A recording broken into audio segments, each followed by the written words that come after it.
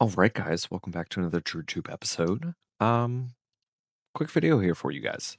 So I know I was talking and kept sending in all these videos for you guys to watch, and they're probably not being watched, which is fine. I get it. I do be sending a lot of stuff, and that's fine. But I want you guys to enjoy this game as much as I'm enjoying it.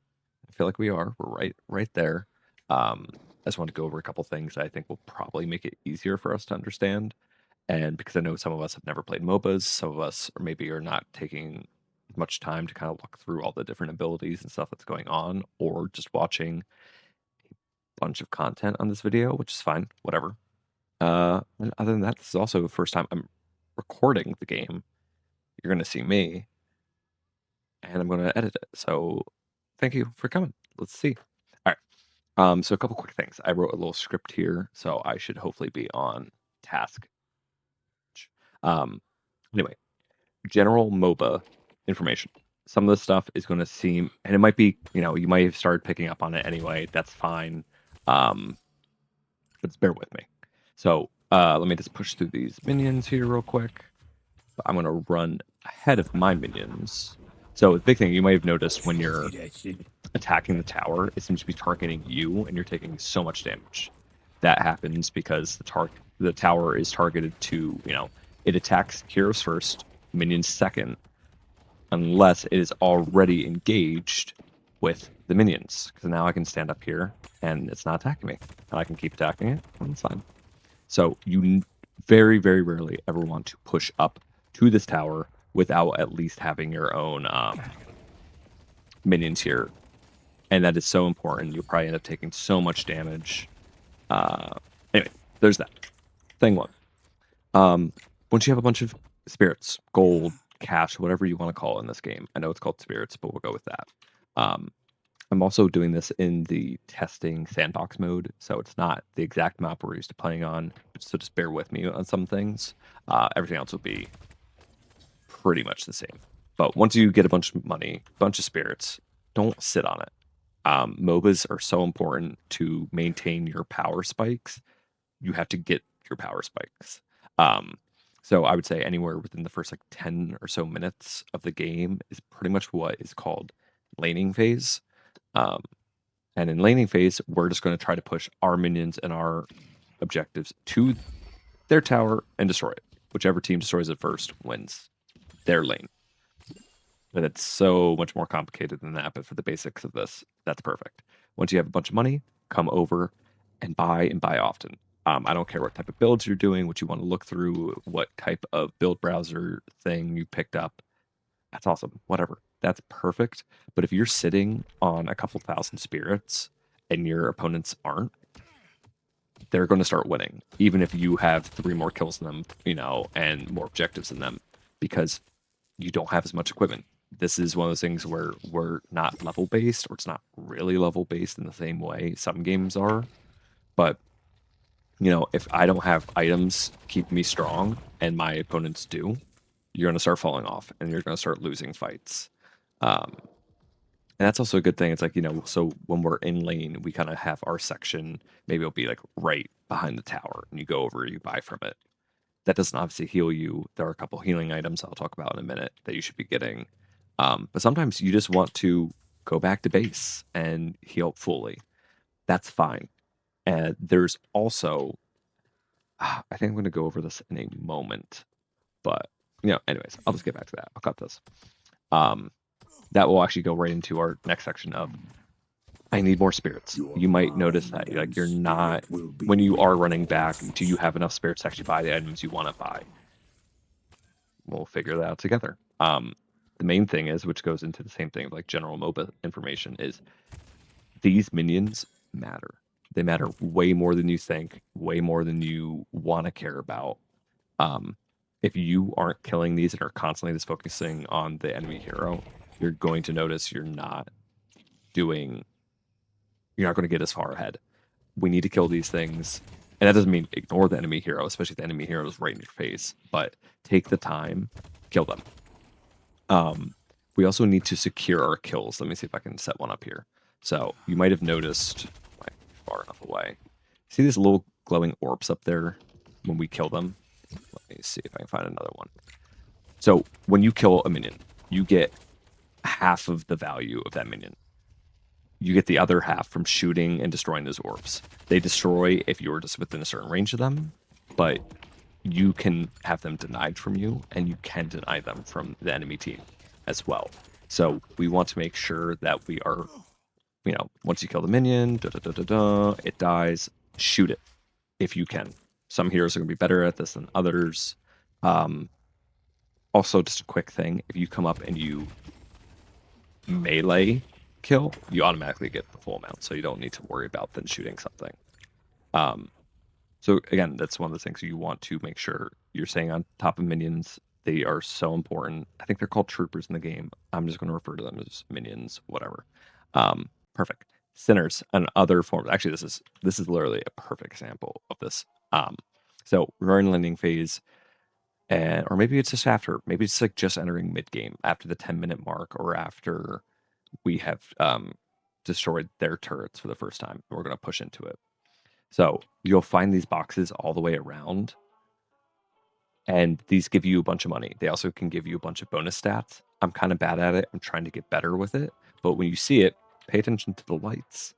We want to come up, heavy melee, heavy melee. You can also heavy melee by holding down your thing. It will start counting up here. We want to wait till it gets to about 3, and then it will give you a bunch of spirits. It also gives you a couple buffs that are permanent to your character. That might be attack speed, spirit, damage, movement speed, anything like that. It's permanent buffs. It's not a lot, but those things add up. You should always be like, if you don't have a minion wave pushed into you, they're all dead, and we don't have like exactly objective pressure. Go find one of those center boxes. Find a jungle camp. Find these boxes and these statues. They're going to be so important because you destroy that. I just got money and then 3% max ammo. Permanent buff. Actually, the statues might not be permanent. I don't 100% know. I think they might be. It's a great way of just keeping up and making sure that we're staying on top of the enemies. So we've gone over securing kills. Jungles will be the next. Perfect. You'll see these camps all around, and they are set into pretty much easy, medium, and hard. These are obviously going to be worth the most. These are going to be worth the least amount, which is fine. But if you have time and you're not doing anything, and you don't have a lot of pressure anywhere else, kill these things because you get money from them. Next, roles. So this is where I get a little speculative here. I have come from playing things like League of Legends, or even, dare I even say it, Smite. And I know like George has played things like Dota 2. In a lot of other games, there are more defined roles because jungle is a little bit more of a thing. There are more support heroes. There are more damage heroes, whether that's, they're usually called ADCs or carries. Anyways, in Deadlock so far, there are more, characters that lean towards being a carry, and there's also more, well, I'm just going to define them as support, but it's not support in the way that you're thinking. There's obviously characters that are more of your typical, they heal, they can buff you, they can set up, maybe they can stun lock characters, so they can kind of set up those kills. That's perfect. But I think there's also a type of character here, which I'm going to this nickname cruisers. And I'm calling them cruisers because they just kind of cruise through the entire game. Carries, on one hand, they are going to start off weaker. They're going to become super powerful if we let them. So that means they're going to require more spirit. They're going to require more money, more time to upgrade their abilities. And then Furnace, who I'm playing here, is one of those characters where early game I really am not doing a lot of damage, and then all of a sudden I just become a monster. And I might have a couple MVP, awards that you guys have seen, so I might know what I'm talking about. Anyway, Infernus is a great carry example where he starts off weak. I'm more reliant on my lane partner to kind of help me secure kills. And then I should be going around getting those boxes, hitting the sinners, getting the jungle camps, which I haven't been doing, but I'm going to start making myself do. Cruisers are more of those characters like, let's say Abrams seems like he's a great one, or even Dynamo, in my opinion. They offer things both in lane that, obviously that's a good example of picking up those orbs. That's what you might have seen before. But no, Abrams, Dynamo, and stuff, they're going to help lane at all points of the game.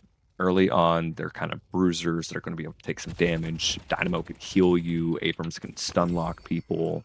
But they're also still good late game. Dynamo, once he gets his ultimate, has probably one of the best ultimates in the game if you can hit it and you have teammates around, where it just kind of stun locks and does a bunch of damage, which is phenomenal.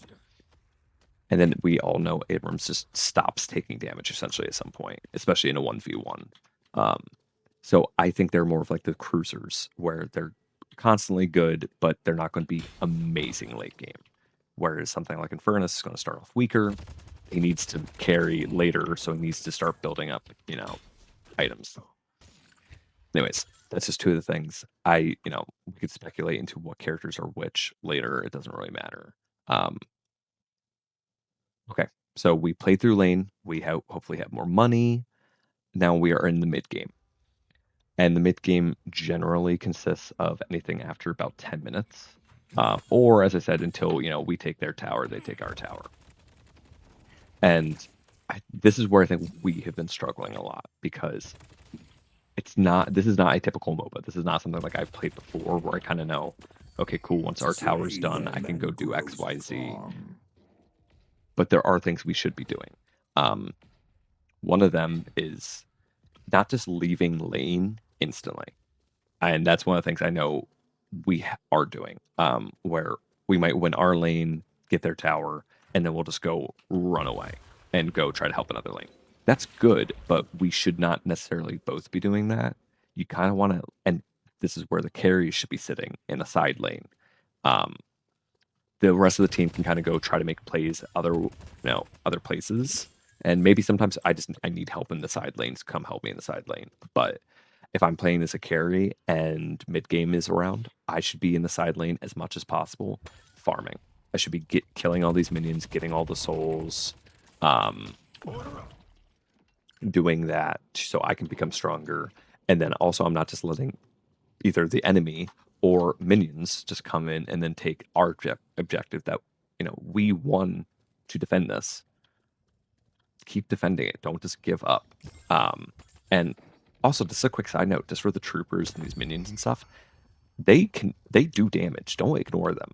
If you just let these things hit you, I have some items here that are giving me some health and everything. But early game, certain characters have 800 health. If you just sit in a minion wave, especially if you're being attacked by the other champion, these guys can put out 200 damage, over time. And if you're only at 800 health max, it's going to add up. But okay, so we're kind of set up in a lane. It's mid game. I'm clearing waves. I'm trying to get stronger, going to clear jungle, getting the centers and everything. What is the rest of the team doing? Probably trying to push mid, trying to get up their objectives, whether that's the urn, whether that's eventually securing mid boss. And mid boss occurs, I think it's at 10 minutes, which is why I think I keep coming back to that 10-minute point. And so 10 minutes, the bench spawns. What do we need to do? You need to go find the underground section in the middle of the map, and we need to go kill it. Once the bench is dead, we can go, and this crystal will drop. It usually takes maybe 2 or 3 seconds. And every time you heavy melee that crystal, it secures our team a resurrection, essentially. And there's a maximum of 3 of them, and it's probably one of the best objectives we can ever do, because it essentially turns any fight that we have all 3 of those resurrections from a 6v6 into a 9v6. Because 3 of us die, we spawn back, brand new. I think it's full health. I'm not 100% sure.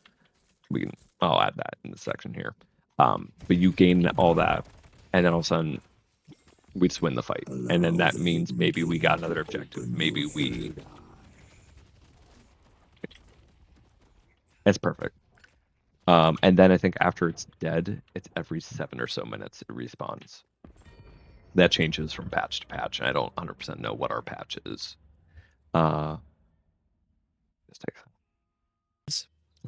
next section is healing and dying. I'm going to go over one thing because there's one thing right here.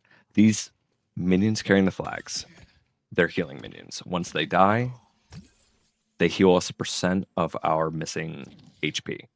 So the lower we are, the better that is. So I usually, if there's not a huge amount of pressure on me, but I am dead, clear everything else, take a little bit more damage, and then by the time that we're ready to secure that kill, we'll heal the most. And that's phenomenal. That's great for us. These are such an important part. Then there's also items. And away we go. Let's go back to the buy shop real quick. Like healing rate. I think most of us are kind of buying it anyway. Let's go. Healing rate. This is such a huge item. Let me see if I can take some damage here, and I'll show you guys. Okay, I'm gonna take some damage. Ouch, ouch, ouch. Okay. Once I've taken my damage, if I press, I'm getting healed from the healing bin. I can press X, I can heal myself. But if I take damage while this is going off, and let's say it immediately turns it off. So you don't want to. This is not a healing item for fighting. This is a healing item of like, oh crap, I just took a bunch of damage. Let me run back, press it, heal up. Sometimes you just have to do what you have to do, but that is definitely an important cheap item that I think is phenomenal to grab early, and pretty much on any character, even the characters that can heal or buff. I think it's important. One of the things that has been the toughest for me to learn has been dying, especially early, does not matter nearly as much in the early game as it does in other games. I think there's maybe at most like a 10-15 second window of you respawning. So if, we're going about, you're doing that, you die, you're going to come back 10 seconds later in our base. You're going to buy a bunch of items really quick, especially if you hit the auto buy, you will automatically buy them there. And I think you start with all brand new cooldowns. So maybe not in your ultimate, don't quote me on that one, but everything else will be automatically reset. So if you could maybe we pushed up. And it sucks that tower isn't there. Let me see if I. So let's go back to this example. Hopefully the cut was pretty good. Let's say we just had a huge team fight. I'm going to be really low on health. I can't really, do that right now. It is sometimes beneficial, in that sense of like dying early is not as tragic. Don't die to an enemy hero if you can help it. But let's say we just won a big team fight. Everything here is low. We're going to push up. And then I know they're going to be back in like maybe the next 15-20 seconds. And I have a bunch of souls to buy and everything. Let's just say this goes a little bit quicker. I might want to just die to the tower to respawn with cooldowns and to buy all those items. I guess I don't really need to finish going myself. That's actually a new item I just bought for the first time. Majestic Leap. That's crazy. But yeah, then you heal back up, or if you were dead, you'll just respawn. So it's not as bad as you think it might be. One of the other things is just get comfortable playing 3 to 4 characters, because once we kind of graduate from playing against bots, we will need to select at least 3 to 4 heroes to go into a match against other real people, real players. And that's mainly, I think it's just a tool of just, so you don't just try to pick one hero and then you just have to get stuck with it. But that's probably not the time for you to start picking random heroes you've never played. I mean, if that's what we're doing collectively, sure, that's awesome. Have fun, enjoy. That could be a hell of a lot of fun. But don't, if we're trying to like play a serious match or we're like we want to win and stuff, why are you playing the character you've never touched? You have no idea what their abilities are. Yeah, not a good time to do that. And let me see if there's anything else.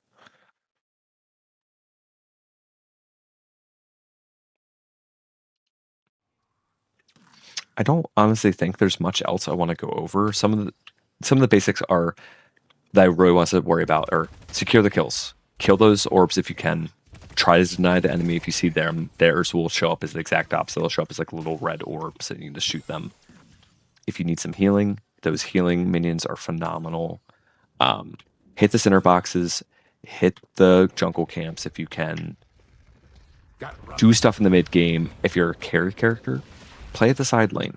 You know, don't just go immediately to sit mid and we just trade back and forth while they get a bunch of objectives. It's not worth it. Kill center boxes, kill the jungle, hit these boxes, hit the statues, get the good stuff. Once mid game happens, if we have not already done it and we have like pressure in other lanes, let's go get mid boss. Let's make more of a point of hitting that. And then again, like once you're kind of playing the character, think about it like, am I playing a carry right now? Am I playing a support? What type of support am I playing? Is it more of that cruiser style of I'm just going to be good whenever? Or am I playing a character, you know, that is more healing focused? Or do I need to get more souls? Can I let my laning partner start securing more kills and more souls, you know, to make them better, to get them to pop off earlier? We need to also, the last thing is we need to communicate with each other. I saw this in a video. If nothing else, if your brain is just absolutely stopping to think and you just need to say something, to say I'm in trouble. That means we can look at the mini map. I can see where you are, and that will do more for us. Just come and help you out. If in whatever regards you need that help, than just staying silent, dying, and then all of a sudden like, oh, well, I had no idea you were that low, and now maybe I'm in a bad spot. Or maybe I could have been reacting to them pushing a tower a minute ago. It matters. That stuff matters. Talk to each other. And it doesn't need to be the most beautiful call out in the world. Obviously, if you can do that, awesome. But I don't know enough about this game. You guys don't know enough about the game. Just say, I'm in trouble. We'll look at the minimap. We'll come help each other. We're friends. We'll do that. We're teammates. And other than that, guys, thanks for another YouTube episode. I'm going to hopefully edit this up, make this nice and quick, and hopefully it's good. Let me know what you like. Don't forget to comment, like, and subscribe. And I'll see you guys next time.